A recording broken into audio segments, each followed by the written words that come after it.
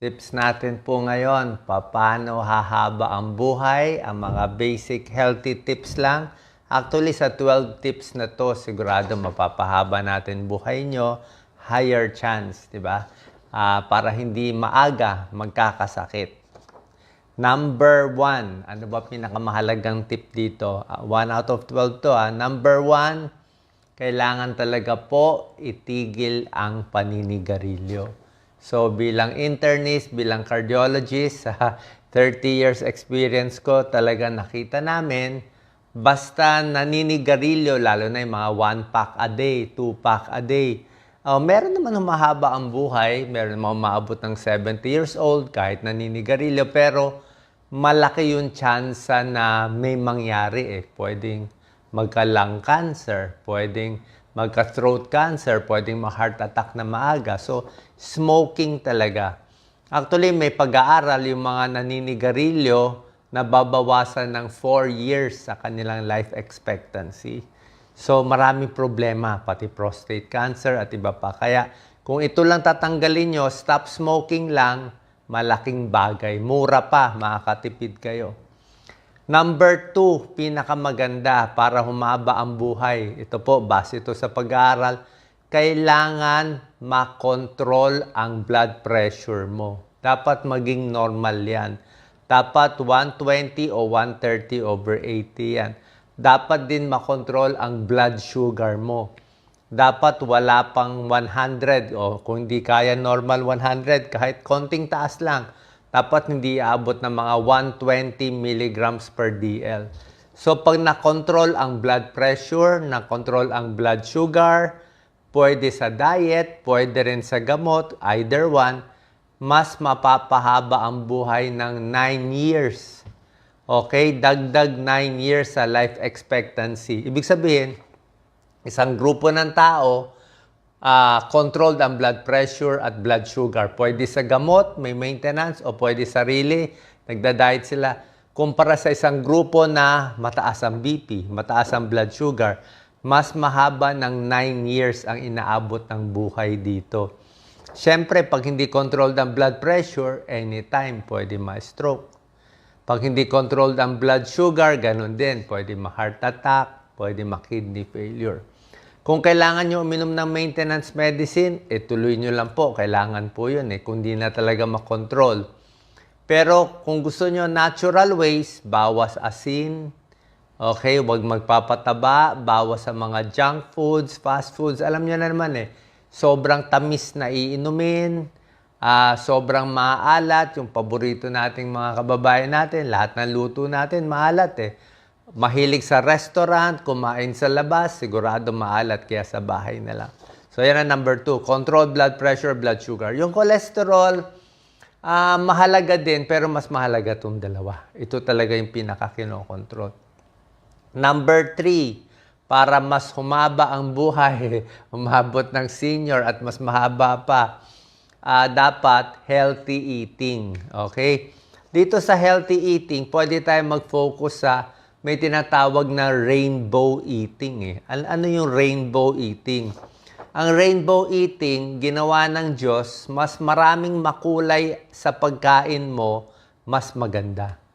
Ganyan ginawa ng Diyos yung, rainbow? Red. Yung mga red na pagkain. Red, orange, yellow, Roy G. Biv, di ba? Red, orange, yellow, blue, indigo, violet. Red, ano yung mga red? Kamatis, red.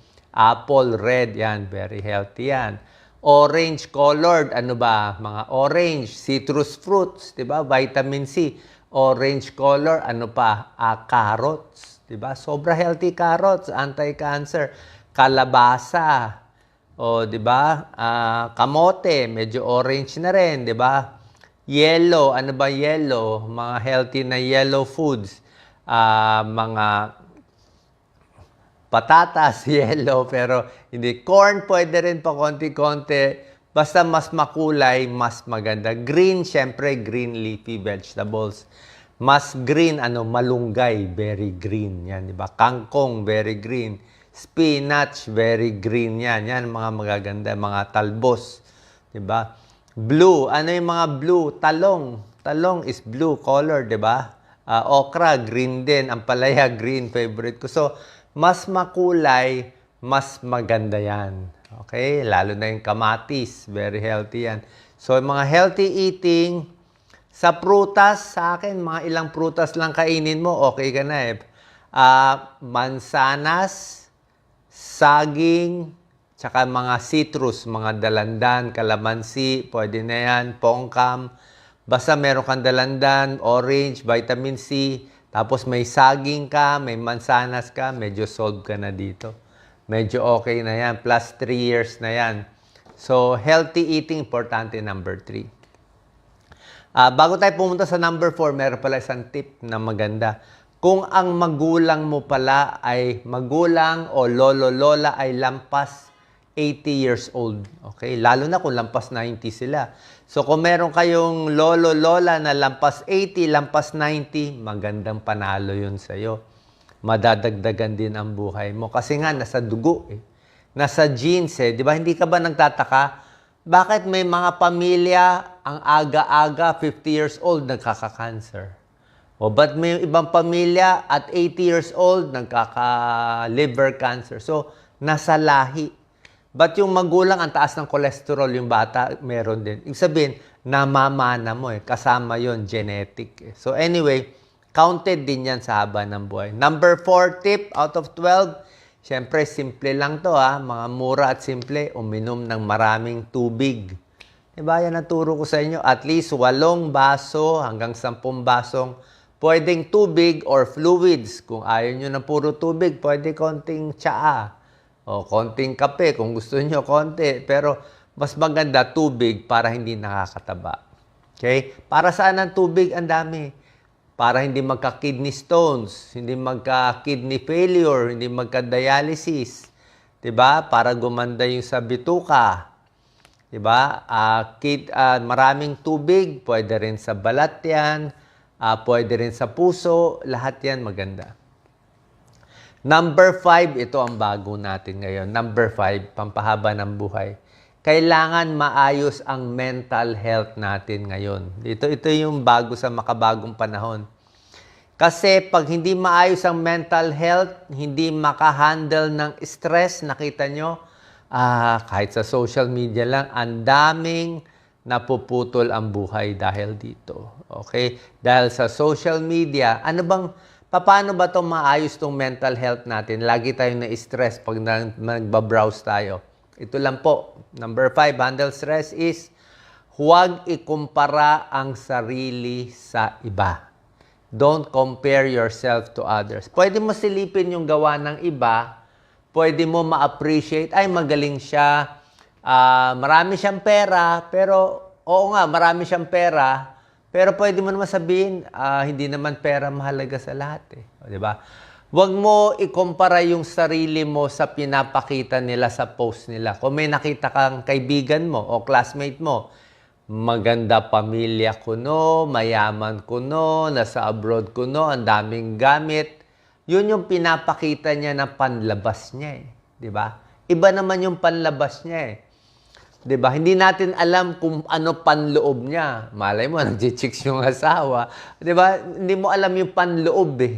Diba? Huwag mo ikumpara yung panloob mo na malungkot ka doon sa panlabas nila. Hayaan mo, kung sabihin mo gano'ng kaganda. Siyempre, show yun eh. Diba? Yung iba hindi naman nag-show. So, huwag mo i-compare kasi nga may stress ka lang. Okay? Pwede mo lang tingnan sarili mo. Ito lang, happy na ako dito. Kung mayaman yung ibang tao, swerte yung ibang tao, okay yun. Kung yung anak niya, first honor lagi, magaling, okay yun. Masunurin, okay yun, di ba? Hayaan na natin sila. Kasi pag kinompare mo sarili mo, dyan papasok ang nervyos, lungkot. Kung merong mga Facebook page o mga account na pag nakita mo, naiinis ka, di wag mo muna puntahan. Okay? Kasi mental health ngayon, delikado. Oras na masira mental health mo, tuloy-tuloy na yan. Abuse, stress, magkakasakit, umikli ang buhay. Yan ang kalaban natin ngayon. Pero mo, may mga tao super healthy, ha? O, super healthy, pero pag nasira mental health, bagsak agad, eh. Diba? Kasi utak, napakahalaga. Kaya dapat steady lang, stable lang. Number 6, ito, pampahaba ng buhay. Akin lang to itong mga number 6. Avoid risky behavior. Kasama to sa mental health. Kasi nga, pag depressed ka, pag inis ka, mayroon malungkot ka sa buhay, parang walang saysay, puro traffic, 'di ba? Wala kang mapuntahan. Gagawa ka ng risky behavior. Hahanap ka ng adrenaline. Baka mag-racing ka, o mag-wild ka, o baka mag-video ka ng mga kung ano-anong mga risky na delikado, na medyo illegal, 'di ba? So, lahat 'ng mga reckless behavior, delikado. Okay? Reckless, wala, yung mga seatbelt, helmet, hindi ka maingat sa sarili mo, hindi ka na nag-iisip, basta go lang ng go. Kasi nga, inis ako So, delikado, risky behavior. Okay? So, konting ingat. Dapat maingat. Wala naman masama. Pampahaba ng buhay, conscientious. Maingat. Huwag lalabas sa gabi, baka may magnanakaw, kung pupunta sa ibang lugar, mag-ingat. Bahay mo maayos, huwag reckless. Huwag yung tapon-tapon ng gamit, tulog, bahala na bukas kung ano mangyari. Delikado po. Okay? Number 7, syempre pampahaba ng buhay. Dapat may konting lakad-lakad everyday, regular exercise. Okay? Hindi ko naman sinasabi na mag-gym kayo araw-araw. Mahal mag-gym Sa akin, kahit simpleng lakad lang Pero yung style ko kasi, hindi ko inahabol yung 10,000 steps Kung may araw nakaka 8,000, 9,000 steps ako, hingal na ako. Pero pwede po sa senior. Sa senior, kahit 3,000 steps, pwede na 3,000 to 4,000 steps sa senior, pwede na. Tapos daanin mo ng konting weights, di ba? Kasi paalang gumagana Konti sa kamay, light weights, konting push-up, yung wall push-up lang, konting mga stretch, di ba? Konting crunch kung gusto mo. Yung mga light exercise, dapat konti-konti. Yan ang sikreto sa exercise Kung mag-exercise kayo, huwag yung pupunta sa gym biglaan. Hindi po maganda yon. Dapat gagawin nyo konti. Ngayon siguro 2 pounds lang. Sabi mo, nakakatawa ka naman, Doc, 2 pounds. Hayaan mo tumawa siya, 2 pounds. At least dinaandahan mo, 2 pounds, 3 pounds, 4 pounds. Kasi kung binigla mo yan, maraming mayabang, bigla daw, kaya ko, 10 pounds. O kita mo, pag na-frozen shoulder. Pag na-frozen shoulder ka, o na-tear mo yan, 3 buwan yan, di gagaling. Okay? 3 buwan yan, di gagaling. So, ano gagawin mo 3 buwan? Wala ka na magagawa. Mag-umpisa ka ng dahan-dahan. Tapos may rest day. Okay?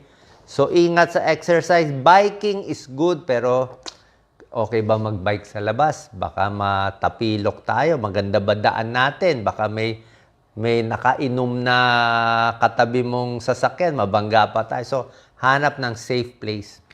Number 8, pampahaba ng buhay. Huwag magpapataba. Healthy weight. Sabi nga nila the less you eat, the longer you will live. Mas konti ang kinakain. Yung mga taong humahaba ang buhay, halos lahat sila payat. Okay? Wala pa ata ako nakitang 100 years old na 200 pounds na mataba. Basta overweight kasi, unang-una, hirap na arthritis na yan. Siguradong sakit sa puso na yan. Siguradong may diabetes na yan. So, paano abot na 100 years old pag hindi healthy weight? Pero pag mapayat, konti lang ang pagod ng katawan. Number 9, nako, maraming mga galit sa akin. Gusto nyo pa mahaba buhay, sigurado. Sundin nyo na lang. Number 9, bawas alak o tigil alak. Okay?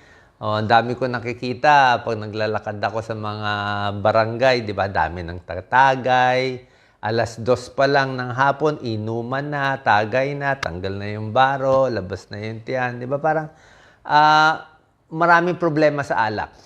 Sa pag-aaral, -3 years yun. Bakit? Sa buhay. Bakit?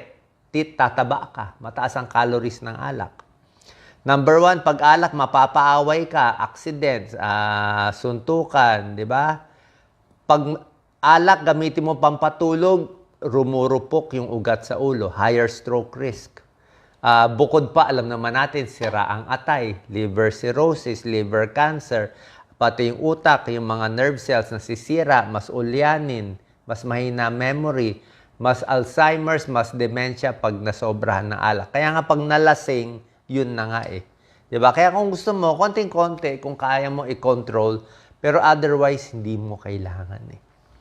Number 10, ito gusto nyo, pampahaba ng buhay. Ito, invento ko rin. Number 10 is, do not overwork yourself. Pahig ka ba dito? Huwag masyadong magpagod. Huwag masyadong magpaka-stress sa trabaho. Hindi ko sinabi maging tamad, di ba? Maganda rin naman talaga magsipag, magkayod, di ba? Mag-overtime para kumita ng pera, di ba? Yan ang tinuturo, di ba? Mag-double job ka, mag-triple job ka. Huwag ka na matulog sa gabi, magtrabaho ka pa rin. Kaya lang, parang baka hindi worth it eh. Makakuha ka ng dagdag pera, magkasakit ka, mas malaki pag gastos mo. Diba? Na kumita ka ng 50,000 more a month, nagkasakit ka, isang heart attack, baka 1 million na ang gastos niyan eh. So, wag din i-overwork ang sarili mo. Easy lang. Okay? Ito yung Japanese style, di ba? Konti-konti, dahan-dahan, yung habits unti-unti. Kung yun lang ang kaya ng kita mo, kung kaya mo lang kumita ng let's say 16,000 a month, yun lang ang kaya, di tipid na lang. Diba? Tipid na lang. Kasi nga, kung pipilitin mo mag 30,000 a month, magkakasakit ka naman, di ka matutulog. Worth it ba yun? Diba? Kasi bukod sa overworking, kailangan mo may tulog. Hindi pwede ang katawan walang tulog, walang pahinga. Kasi nga, mental health yan eh. Okay? Pwede magsipag habang malakas, pero dapat may limit din. Number 11 out of 12, very important. Pampahaba ng buhay, kailangan alam mo ang lahi mo. Okay? Lagi ko to tinuturo sa inyo. Shortcut to. Paano shortcut? Ano lahi mo? Nanay mo, tatay mo, ano sakit nila? Meron ba na heart attack na maaga? Like si Doc Lisa, iniingatan ko dati, lagi. Paano yung nanay ni Doc Lisa? Breast cancer. Age 50 years old. So bata yon, 50, breast cancer, namatay. So isabihin, meron na sa dugo niya na pag namana niya yon at hindi niya namana sa tatay niya, pwede siya magka-breast cancer at age 50. So, dapat ngayon pa lang. So, pag alam mo may history kayo ng breast cancer, maaga pa lang. No smoking, kumain ka ng maraming carrots, 'di ba? Iwas ka na sa karne, uunahan mo na. 'Di ba? Uunahan mo na. Kung may lahi kayo ng heart attack na maaga, uunahan mo na. Dapat mas maingat ka na, mas bata pa. So, cancer history. Sa amin, may lahi kami ng mga liver cancer eh. Sa mga ninuno ko, mga 3, 4 eh, puro liver cancer. Pero, liver cancer nila mga 80s o 90s na. 80 years old to 90. So mga ganon. So, mga 80s na. So, meron pa rin. Kaya iingatan. So, know your family history para makita mo ang future. Parang manguhula tayo. Number 12, syempre, pampahaba ng buhay, kailangan may check-up, di ba? Okay, bukod sa basic check-up sa blood pressure, actually, yung heart rate din, very important, yung tibok eh. Ako nga, medyo bumibilis na nga yung tibok ng puso ko. Pag tumatanda, mas mabilis na ang tibok.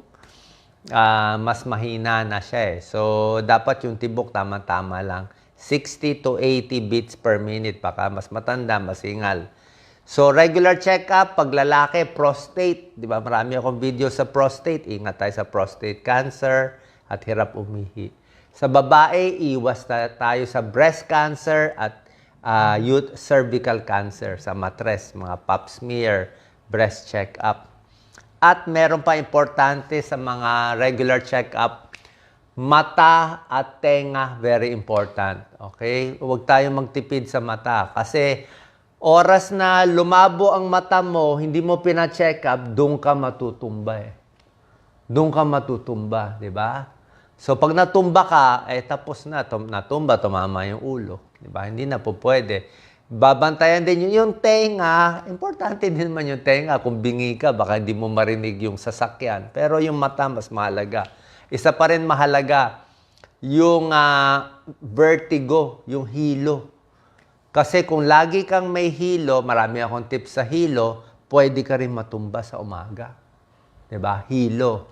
And another thing, most important, yung balanse ng mga senior tumatanda. Malalaman nyo yan. Pag edad nyo 50, 60, parang wala ka ng balance. Yung tuhod mo parang bibigay na lang bigla. So, dapat papalakasin yan, light exercise, yung balance, dapat naka-rubber shoes. Kasi oras na ma-off balance ka, pwede ma-aksidente, di ba? Ang daming mga may edad, nabali ang kamay. Sabihin, ba't nabali? Nahulog, Dok, eh. O, di ba? Ba't tabingin na yan? Bakit parang naging komang na, nahulog, eh. Na-off balance ako, eh, di ba? So, yun ang mga iingatan natin. Ayaw natin accidents. Okay? So, sana nakatulong to. 12 tips para humaba ang buhay na maging safe at hindi biglang magka-problema. 1 to 12, banggitin ko. Number 1, stop smoking. Number 2, blood pressure, blood sugar control. Number 3, rainbow eating, healthy eating. Number 4, maraming tubig, 8 glasses in a day. Number 5, mental health. Ha? Ingatan ng mental health. Ha? Kung may papasok na masamang isip, kailangan close ka pala sa family and friends. Nakalimutan ko sabihin. Number 5, close sa family and friends. Huwag mo awayin yung magulang mo, kapatid mo. Masisira ang mental health mo. Huwag mo awayin. Magpatalo na lang. Better magpatalo, at least medyo speaking terms ka pa with family. Kasi oras na naghiwalay ka sa magulang mo, inaway mo, may damage sa mental health yun, may stress ka. Number 6, iwas sa risky behavior. Number 7, lakad-lakad, exercise. Number 8, huwag magpapataba. Number 9, iwas sa alak kung makakaiwas. Number 10, huwag masyadong overwork. Tama-tama lang ang trabaho. Number 11, tingnan mo ang family history mo. And number 12, magpapakita tayo sa doktor nyo para maayos. Yung mga vitamins and supplements, wala naman talagang kailangan eh. O, kung mahirap siguro isang multivitamin, okay lang. Basta marami ka nainom na tubig, okay na po yun. Sana po nakatulong tong video, share po natin sa ating kababayan. At syempre, magdarasal lagi. Diba? Magdarasal, prayer is good for the mental health. At malay mo, may pampahaba din ng buhay. Sa tamang pagdarasal at malaman yung mission natin sa buhay. Kailangan din may goal eh. Kung may goal ka, mas mahaba din yung buhay. God bless po. Share po natin.